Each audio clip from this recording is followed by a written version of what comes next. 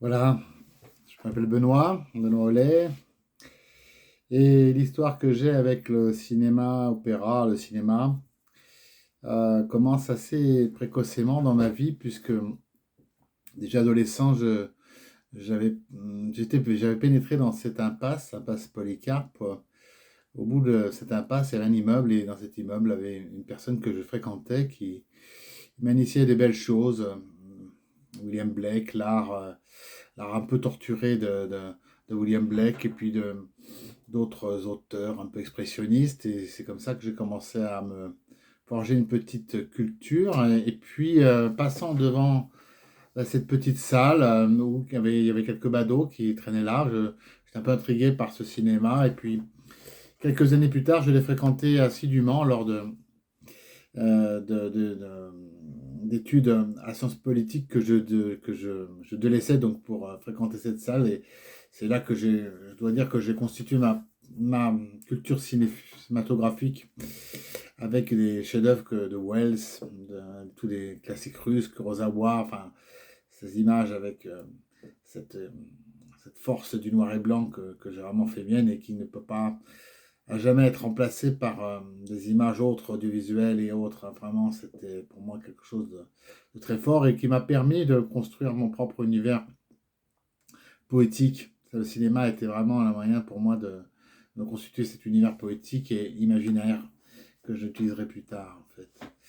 Et puis, les choses sont passées, j'ai voyagé, et quelques années plus tard, j'ai été contacté par le dirigeant de ces salles de cinéma, qui m'a proposé de m'occuper de cinéma pour les enfants, et puis d'organiser des festivals.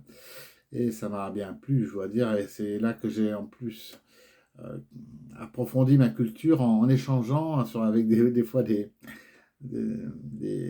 échanges assez vifs et assez entiers, avec des propos assez, assez directs et sans complaisance vis-à-vis de certains auteurs qu'on reconnaissait ou qu'on ne reconnaissait pas comme étant des artistes de recherche ou des vrais auteurs, quoi. Donc, c'est là que j'ai commencé à me forger un peu au-delà de la culture, une esthétique, une capacité à me saisir du cinéma comme esthétique, et de pouvoir encore aujourd'hui être capable de définir en fait mes préférences selon des critères de fond et de forme qui m'apparaissent essentiels. Et pour moi, c'est quelque chose d'inestimable que j'ai acquis là, à ce moment-là. Donc, et puis, bien sûr, il y a tout ce contexte avec tous ces gens passionnés, et qu'ils soient bénévoles, plus ou moins professionnels, plus ou moins bénévoles. Vraiment, c'était quelque chose qui continue encore de nourrir un peu mon intellect. Et grâce à ça, j'ai pu travailler, parce que je pensais que le cinéma, c'était quelque chose de loin, d'éloigné, même. Et j'ai pu faire du cinéma mon métier pendant quelques années, en fait, où j'ai dirigé un festival de cinéma, et sur la base des contacts et des connaissances que j'avais acquises au cinéma opéra, bah, j'ai pu faire de ma vie comme directeur de festival, et continuer à vivre des beaux moments en rencontrant des belles personnes. Comme disait Truffaut, le cinéma, c'est faire de belles choses avec de belles personnes. Et quoique, bah, je crois que le cinéma opéra, c'était un peu ça, c'était de faire de belles choses avec des belles personnes, des fortes personnes qui étaient toutes motivées par le goût de la beauté, quoi. Alors avec bien sûr des appréciations, des nuances différentes, mais c'était ça qui faisait toute cette richesse, qui le fait encore. Et j'en suis encore éternellement reconnaissant à tous ceux qui m'ont permis de vivre cette expérience, qui aujourd'hui se prolonge pour moi, puisque il reste aujourd'hui cet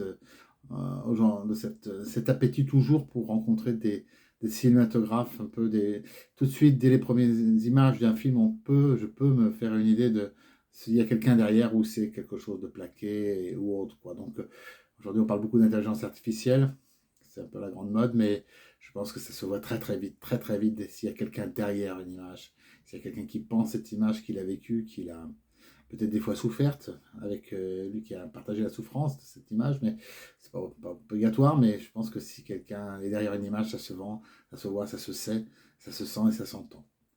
Voilà, c'est ce que j'ai appris et senti dans ces merveilleuses années que j'ai pu partager avec tous ceux qui ont contribué à cette histoire.